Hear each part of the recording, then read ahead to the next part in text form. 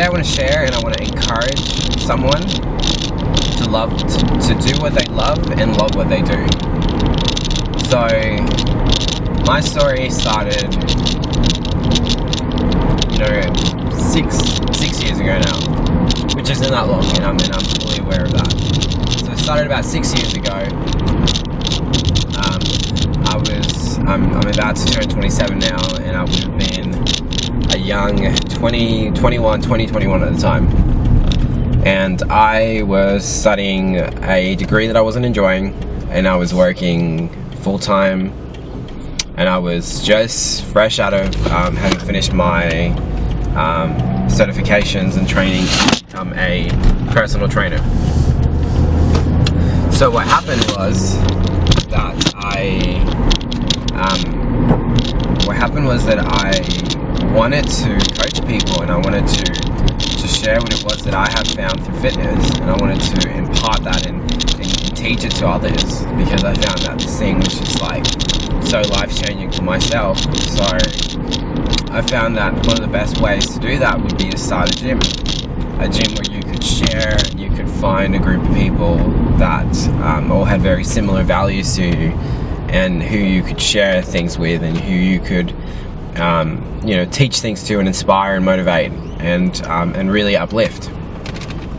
So the concept started of starting a gym, starting really small. I started at my parents' house, started in my parents' backyard, garage, and I started training friends.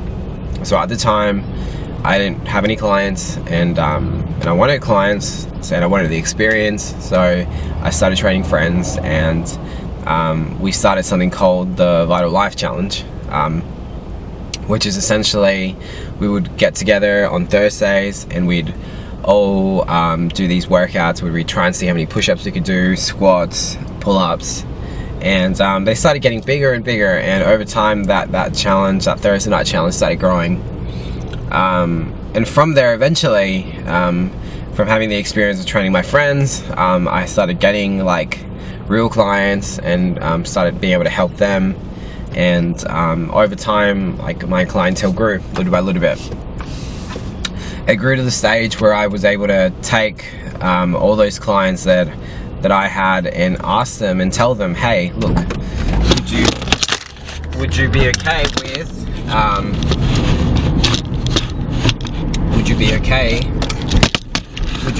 with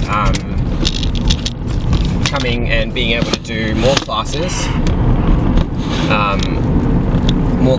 a week, paying a little bit less money, paying a membership type, paying on a membership basis, but being able to train a lot more, and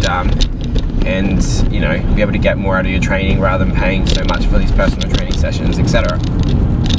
And overall, most people were really keen on that.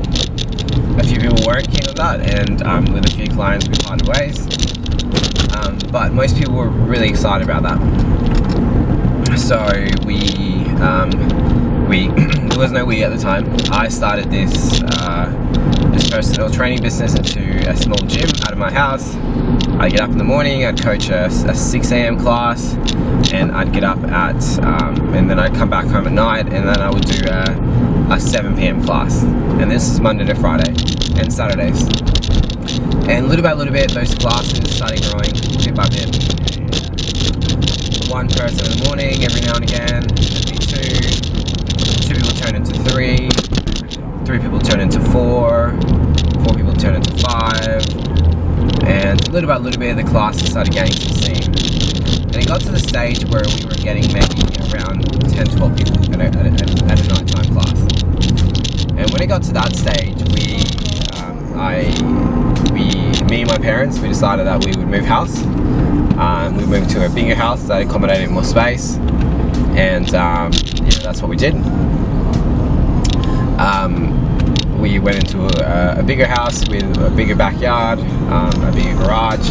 They were renting at the time, and they were kind enough to want to support my vision and my dream and what I wanted to do.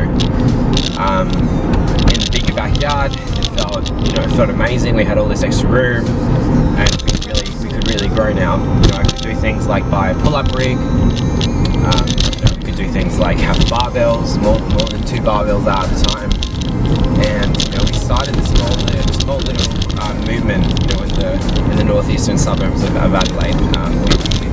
With our version of CrossFit, and from there, that grew to a stage where we were getting 2 classes of 12 people at night, and 1 class of maybe 5 people in the morning, and 1 class of 8 people in the middle of the day.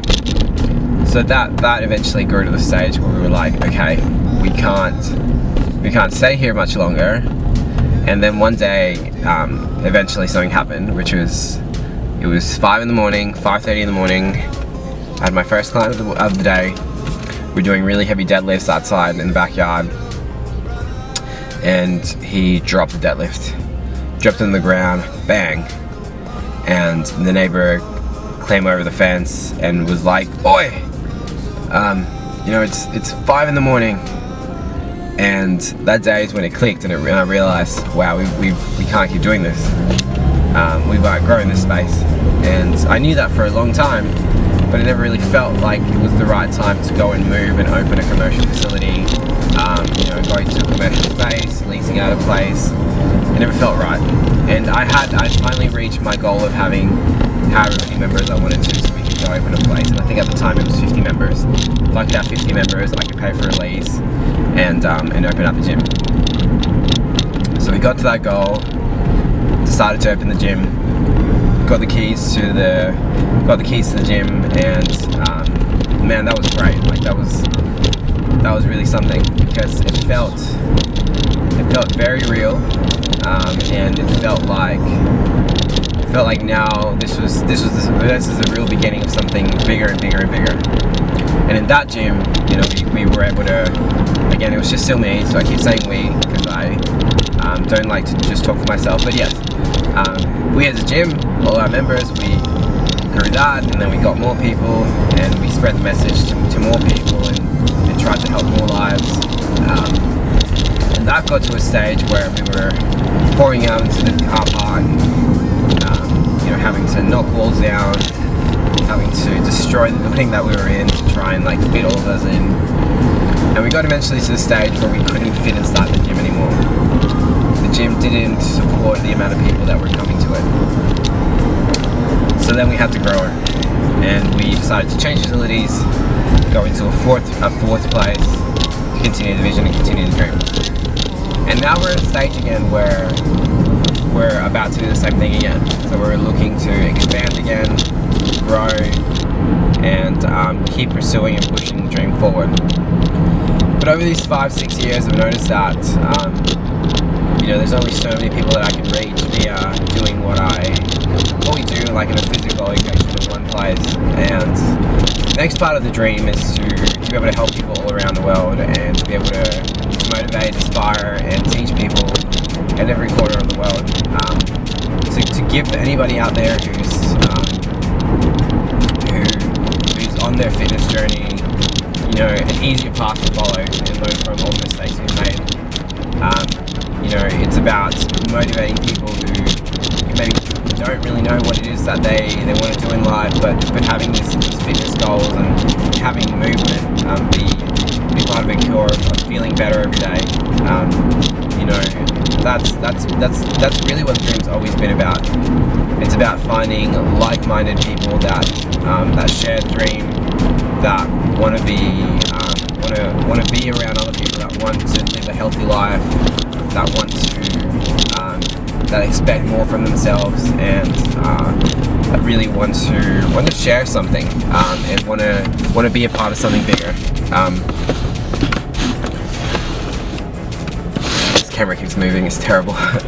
So, I guess today was just more about sharing, and I'm not sure that there will always be a big point to some of these vlogs, but just some thoughts that I wanted to get out of my head and verbalize, just so people know where the vision's going, and where the dream is headed, and that